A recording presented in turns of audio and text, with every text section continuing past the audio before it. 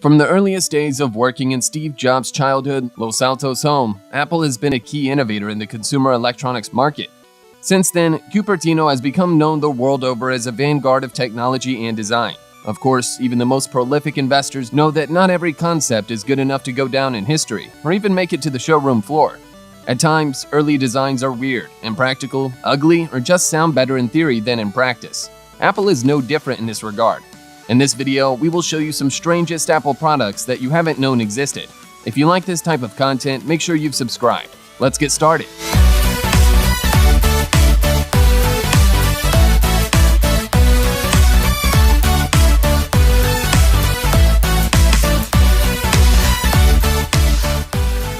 Apple deservedly gets credit for popularizing the mouse for computer input, so with decades of experience under its belt and the company's future on the line, you'd think Apple would have included a spectacular mouse with the iMac in 1998. It didn't. In fact, that USB mouse is widely considered one of Apple's biggest design fails. Nicknamed the hockey puck, the Apple USB mouse was trying too hard to look funky and different. It was round, small, and had a short cable. Owners of the new iMac found its mouse far from ergonomic, uncomfortable to use, and confusing. This writer had to deal with the fallout from this puzzling design with a grandmother who was making the leap to an iMac as her first ever computer. Nothing frustrated her more than the mouse, which made it difficult to tell which direction it was actually pointing.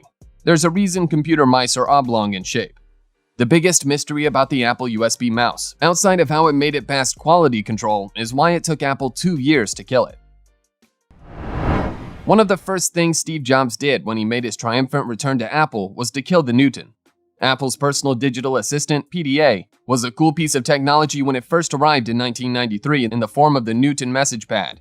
The $699 PDA was like a handheld computer that used a stylus for input and ran applications stored on memory cards. In its first demo, it was used to order a pizza via fax.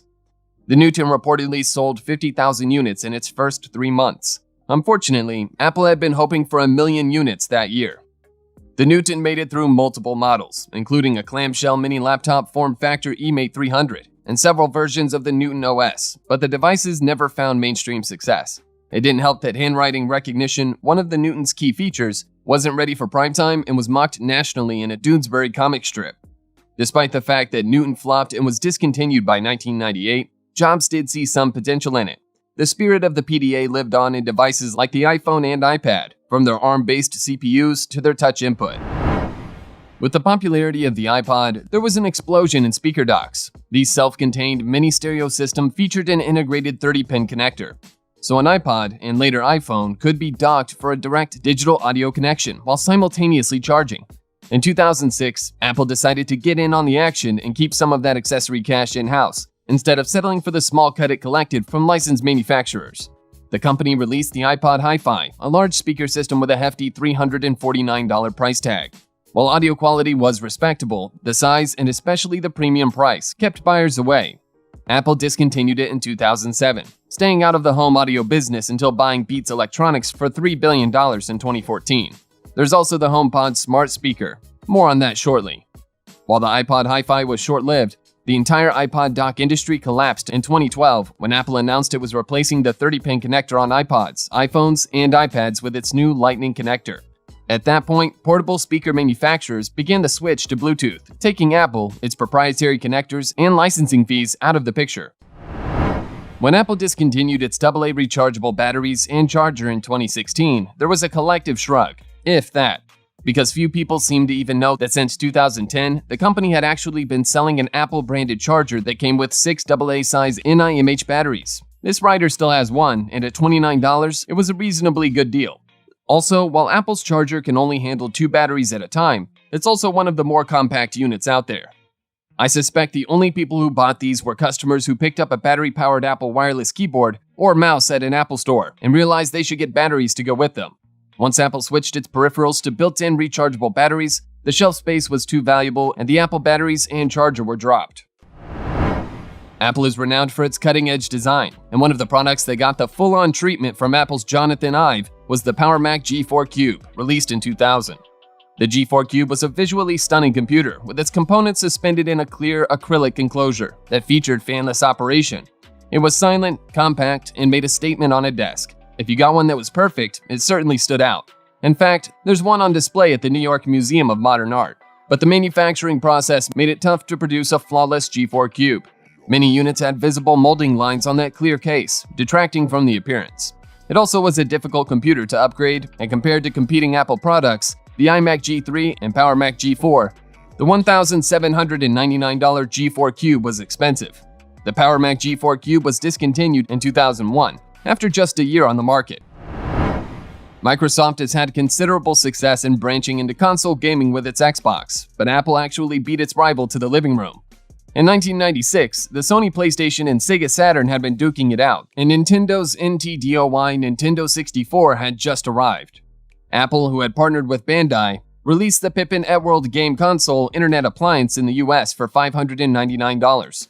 Based on Macintosh Classic 2 hardware, the Pippin was announced in Japan in 1994, and it hit shelves in the market a few months before its American debut. Sales were terrible.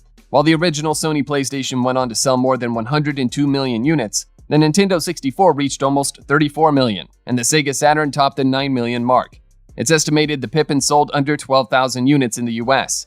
Adding insult to injury, only 5,000 or so of those were bought by consumers. The rest were picked up by businesses as a set-top box. Despite attempts to license the Pippin platform for use as a hotel set-top box in Europe and Canada, Apple finally put the Pippin out of its misery in 1997. Remember that time a few years back when everyone was excited by the prospect of an Apple-branded television? Clearly, they hadn't experienced the Macintosh TV, or the buzz may have been a little more tempered. In 1993, Apple took its beige all-in-one LC520 computer with a 14-inch color CRT monitor, painted it black, crammed in a cable-ready TV tuner, and tossed a remote in the box. And thus, the Macintosh TV was born. It looked cool, but Apple skipped some key design details. There was no picture-in-picture capability, so it could be used as a TV or a Mac, but not both at the same time. There was no standard video output port, and on the Mac side, RAM was capped at 8 MB while other Macs of the time could go to 32 MB.